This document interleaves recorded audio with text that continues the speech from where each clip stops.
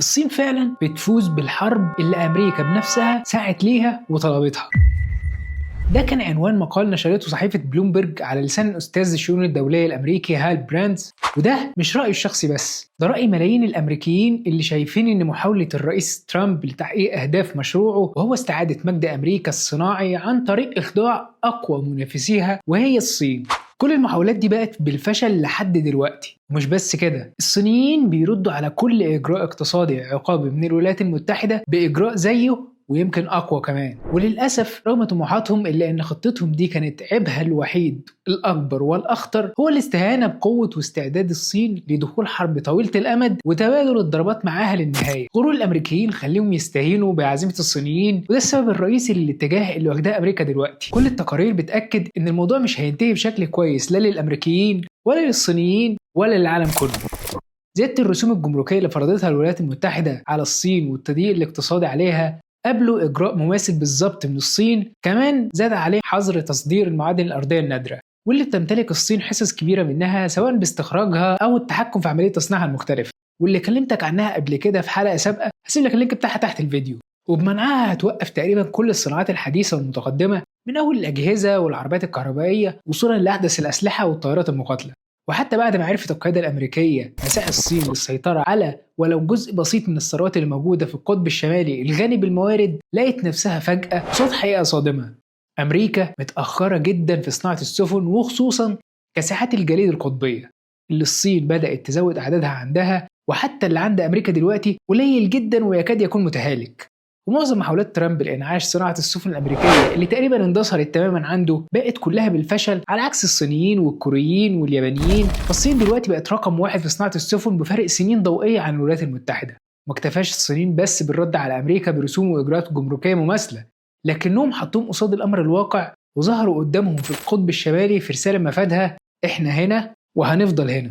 والسفن الأمريكية كانت شايفاهم وعارفة إن هم دخلوا بدون أي تنسيق مع الجهات المسؤولة، لكنهم ما قدروش يعملوا أي حاجة. لكن ده مش معناه إن أمريكا ساكتة، وده ما خلاش قدامها غير حل واحد بس، صفقة كبيرة بين أمريكا ودولة أوروبية هحكي لك عنها دلوقتي. كل الأخبار دي لما تحطها في صورة واحدة هتلاقي الموضوع وراه لغز كبير، مش مجرد صراع على أرض عادية وياريتها أصلا أرض صالحة للسكن، دي آلاف الكيلومترات من الجليد ودرجات الحرارة القاسية اللي ما تسمحش لأي حد يعيش فيها. ومع ذلك الدول المطلة على المنطقة دي ومؤخرا دول تانية زي الصين بقت عاوزة يبقى لها سيطرة ولو على جزء بسيط منها، وده اللي أمريكا مش هتسمح بيه أبدا. وهنا بقى نسأل الأسئلة المهمة: ايه سر الصراع في منطقة القطب الشمالي؟ ايه الكنوز اللي موجودة هناك مخلية الدول تتسابق عليها بالشكل ده؟ ومين الدول اللي بتتخانق على المنطقة دي أصلا؟ وليه أمريكا خايفة من هيمنة الصين على صناعة السفن وخصوصا صناعة كاسحات الجليد؟ ازاي أمريكا وصلت للوضع المهين ده؟ وازاي ممكن تخسر اقتصاديا بسببه؟ وهل إجراءاتها الأخيرة فعلا كافية لوقف التقدم الصيني؟ والسؤال الأهم من كل ده: مين هي الدولة الأوروبية اللي أمريكا بكل قوتها وتقدمها لجأت لها عشان تشتري منها سفن وكاسحات جليد جديدة علشان تقدر ترجع سيطرتها تاني على القطب الشمالي؟ وليه أصلا ما بتصنعش بنفسها؟ وليه موضوع شراء السفن ده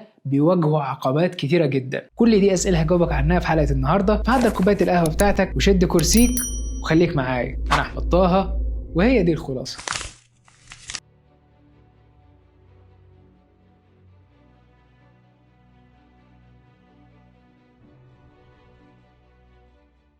بص يا صديقي، الصحفي ورئيس التحرير السابق لجلوبال تايمز هو شي جان كتب بعد ساعات قليلة من تهديد الرئيس الأمريكي دونالد ترامب بفرض تعريفات جمركية إضافية على الصين نسبتها توصل ل 100%، قال إن الصين مش خايفة من أمريكا ومستعد لتحديها والوصول في المواجهة لأقصى مدى ومش هتتنازل ولا هتخضع ولا هتسكت على حقها. يعني من الآخر الصين بتقول أنا مش خايفة من حد ومستعدة لأي تصعيد سواء تجاري أو حتى عسكري. ورد الرئيس الصيني شي جين بينج كان أكبر دليل على الكلام ده. الإجراءات العقابية اللي خدتها الإدارة الأمريكية ضد الصين، رد الصين عليها كان أقوى وأسرع، وما كانش بس رد بإجراءات مماثلة زي فرض رسوم جمركية، لا، كمان فرضت قيود على صادراتها من المعادن الأرضية النادرة. وركز قوي في الحتة دي لأننا هنرجع لها كمان شوية. الموضوع بدأ في صباح 2 إبريل 2025 لما ترامب كتب على حسابه على منصة ترو سوشيال جملة واحدة بس: It's Liberation Day. وبعد الظهر ترامب خرج على الصحفيين وحط قدامهم لوحة مكتوب عليها تعريفات جمركية متبادلة، واللي وفقا ليها أمريكا قررت تفرض تعريفات جمركية هي اللي محدداها على كل دول العالم. لكن اللي يهمنا هنا هو الصين. فرض عليها تعريفة بنسبة 34% على وارداتها، ده طبعا زيادة عن التعريفة القديمة. فالصين قررت تتحداه وترد عليه بالمثل، وفي خلال يومين وتحديدا يوم 4 ابريل وزارة المالية الصينية اعلنت انه زي ما امريكا فرضت عليهم تعريفة قيمتها 34%، فهم كمان هيفرضوا اعتبارا من 10 ابريل تعريفة بنفس القيمة على كل وارداتهم للسلع الامريكية. والتصعيد فضل مستمر بين البلدين لحد الاسابيع الاخيرة اللي فيها قرر ترامب يفرض اجراءات عقابية جديدة اكبر على الصين، وتوقع ان الصين هتنفذ كل اللي يتقال لها وهتفضل ساكتة. لكن ده طبعا ما حصلش، والصينيين ردوا بفرض قيود اكبر على صادراتهم من المعادن الارضية النادرة اللي تعتبر قلب الصناعات التكنولوجية في العالم. فترامب طلع يهدد الصين على منصة ترو سوشيال بفرض تعرفة قيمتها 100% إضافية فوق التعريفات القايمة فعليا اعتبارا من أول نوفمبر لو الصين ما قررتش تتراجع. والرد وصل بعد شهرين مع ظهور 5 سفن صينية قرب سواحل ألاسكا الأمريكية بدون أي تنسيق مع أمريكا. والصين قالت إن دي سفن بحث علمي، لكن ناس كتير شافت إن دي رسالة بتقول فيها الصين إحنا خلاص بقى لينا مكان ومحدش هيعرف يمنعنا. ودي على فكرة مش حاجة جديدة، من 2020 والتواجد الصيني في المنطقة زاد بشكل كبير جدا، حتى لو الصين ملهاش أي استثمار في المنطقة ولا أي علاقة مع أي دولة من الدول الأعضاء اللي ليهم سلطة في المساحات دي. هتقول لي طب أمريكا ما سمحت لهمش إن هم يعدوا، صح؟ الحقيقة لا خالص، هم فضلوا مراقبينهم وما قدروش يعملوا معاهم أي حاجة. طيب ليه ما قدروش يعملوا معاهم أي حاجة؟ وليه الصينيين كانوا هناك أصلا؟ وليه اللي حصل ده استفز أمريكا؟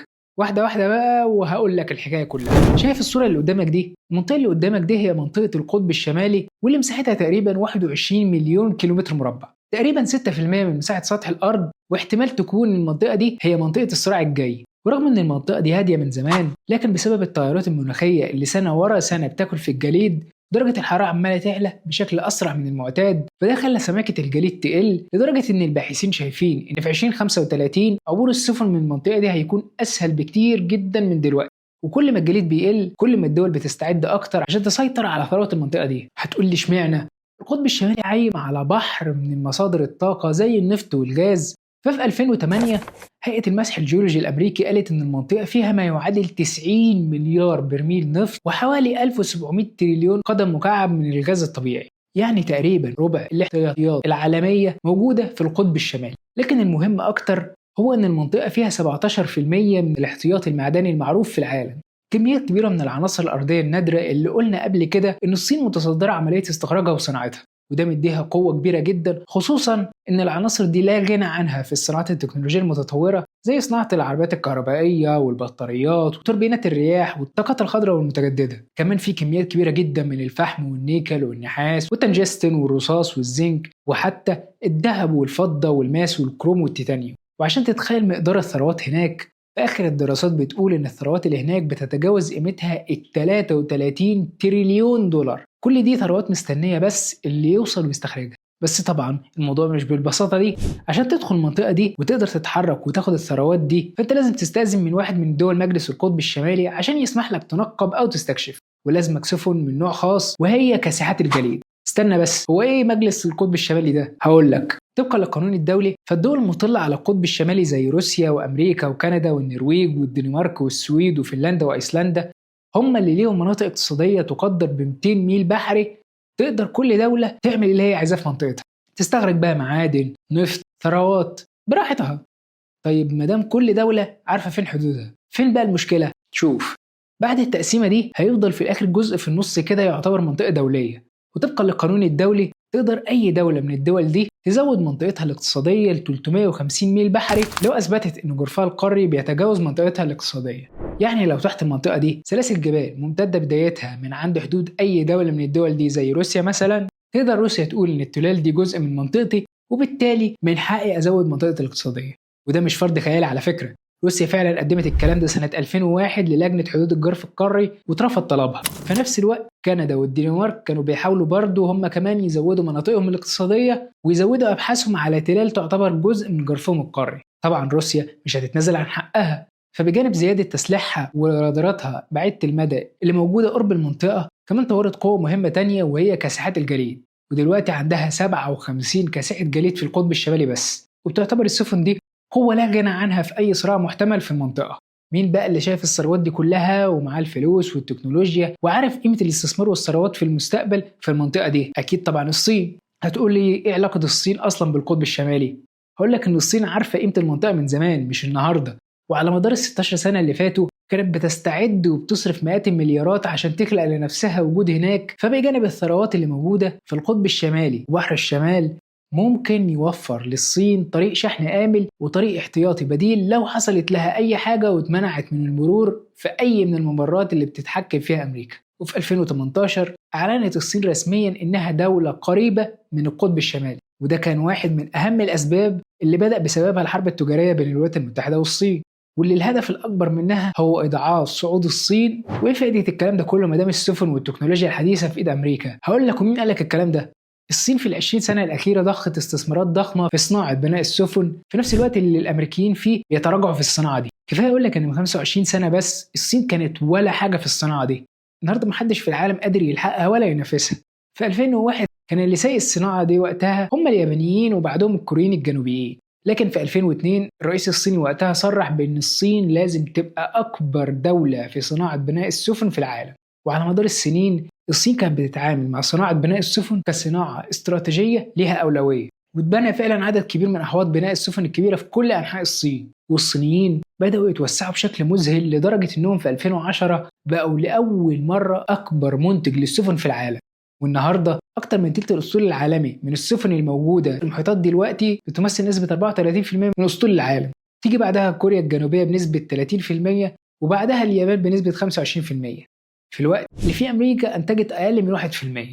وفي 2024 الصين لوحدها بنت 60% من السفن التجارية الكبيرة اللي صنعها العالم، في الوقت اللي بنت فيه الولايات المتحدة أقل من 10 سفن بس. يعني تقريبا مفيش مقارنة بين الطرفين خالص، والسبب إن أمريكا أهملت الصناعة دي لسنين طويلة. فمن وقت الحرب الباردة وبعد انهيار الاتحاد السوفيتي تقريبا أحواض بناء السفن الأمريكية قلت كتير جدا، والولايات المتحدة شافت إنها مش مهمة وأهملت الصناعة دي لحد ما اندثرت. طيب ده بالنسبة للسفن. بالنسبة لكاسحات الجليد، هقول لك طبعا روسيا بتتصدر القائمة بأسطول ضخم من كاسحات الجليد، عندها أسطول من كاسحات الجليد بيوصل ل 57 سفينة، منهم 7 بيشتغلوا بالطاقة النووية. والصين اللي هي أصلا مش بتطل على القطب الشمالي بدأت تبني كاسحات خاصة بيها، وصل عددها بين 5 ل 8 كاسحات جليد. طيب بالنسبة لأمريكا القوة الأكبر في العالم، أسطولها من كاسحات الجليد اللي في الخدمة حاليا هم سفينتين بس، والاتنين حالتهم صعبة جدا. واحدة فيهم اسمها بولار ستار، ودي عمرها تقريبا دلوقتي 50 سنة، وكل سنة بتظهر فيها مشكلة شكل. أما السفينة التانية فهي السفينة هيلي، ودي تقريبا عمرها 25 سنة. لكن لو حسبنا كل السفن اللي في دول الناتو مع بعض هيوصل عددهم ل 32 كاسحة. هل معنى كده إن أمريكا شايفة كل ده وساكتة؟ طيب ليه ما بتطورش الأسطول بتاعها؟ الموضوع مش بالسهولة دي صديقي. أمريكا بقالها سنين بتحاول تبني أسطول جديد مكون من 3 سفن تقيلة، لكن لحد دلوقتي الموضوع فشل، ولسه السفينة الأولى في مرحلة التصميم. كمان التكلفة العالية اللي وصلت لأكتر من 5 مليار دولار، ولسه لحد دلوقتي محدش عارف هيستلمها امتى. طيب ليه أمريكا ما بتشتريش كاسحات جليد جديدة بدل اللي عندها؟ ببساطة لأن القانون الأمريكي بيصنف كاسحات الجليد كسفن عسكرية، يعني ما ينفعش تصنعها إلا محليا وما ينفعش تشتريها من بره. لكن أمريكا بعد ما حست بالخطر بدأت تتحرك وعملت اتفاقية الآيس باكت في 2024، ودي اتفاقية على أول تحالف غربي لبناء كاسحات جليد. كمان في 4 يوليو 2025 الرئيس ترامب وقع قانون اسمه One Big Beautiful Bill Act اللي عامل مشاكل كتير قوي هناك دلوقتي.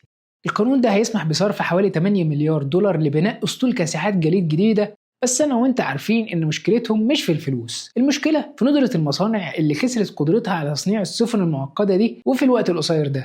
هنا الأمريكان سألوا نفسهم نفس السؤال وقالوا مين الدولة اللي عندها الخبرة والقدرة والسرعة على إنقاذ أمريكا من غير طبعا ما يلجأوا للصين أو روسيا؟ الإجابة هي دولة واحدة بس، فنلندا. وفعلا ترامب اتفق معاهم على شراء 11 كاسحة جليد جديدة ب6 مليار دولار على إنهم يستلموا أول واحدة في 2028.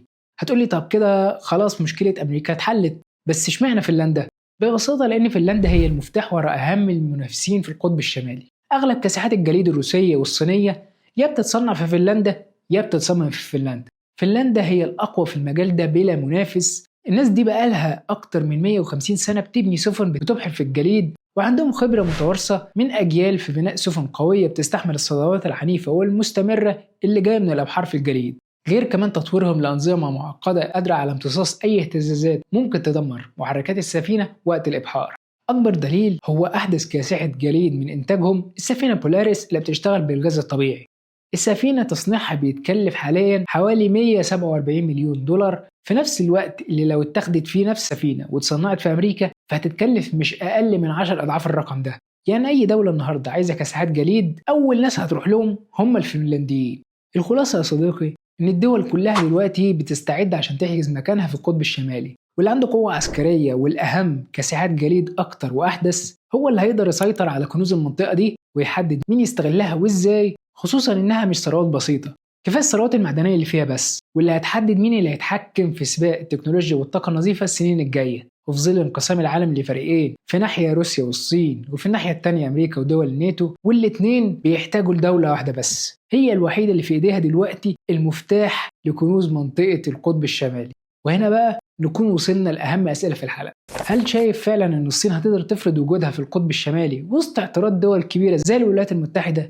ولا دول الناتو بقيادة أمريكا مش هتسمح بحاجة زي دي؟ هل نهج ترامب هيورط الولايات المتحدة في أزمة مالية عنيفة زي أزمة 2008 بعد الإجراءات الجديدة اللي فرضها على الصين؟ ولا ممكن يتراجع، خصوصا إن الخطوات دي ملهاش غير تأثير محدود جدا على الصينيين والخسر الأكبر فيها هو المواطن الأمريكي نفسه؟ هل فنلندا وهي شايفة دول العالم بتتصارع لحيازة أكبر عدد من كاسحات الجليد هل هتنحاز لأمريكا ودول الناتو أكتر، ولا علاقتها القوية مع روسيا والصين كأكبر مستوردين منها هتكون لها الأهمية الأكبر، ولا هي هتفضل تلتزم الحياد وتكسب الطرفين مع بعض؟ هتابع إجاباتكم بنفسي في التعليقات. وقبل ما انهي الحلقة لازم أفكركم وأفكر نفسي إن إخواتنا في غزة والسودان وغيرها لسه بيعانوا من أوضاع مؤسفة، فلو في إيدك أي حاجة سواء بالدعاء ليهم أو الكلام عنهم أو مساعدتهم يا ريت ما تتأخرش. في النهاية لو عجبتكم الحلقة وحابين تشوفونا تاني اشتركوا في القناة وفعلوا الجرس ورشحونا لأصحابكم لو عجبكم المحتوى عشان هم كمان يقدروا يستفيدوا. شكرا لك يا صديقي واشوفك الحلقة الجاية إن شاء الله. سلام.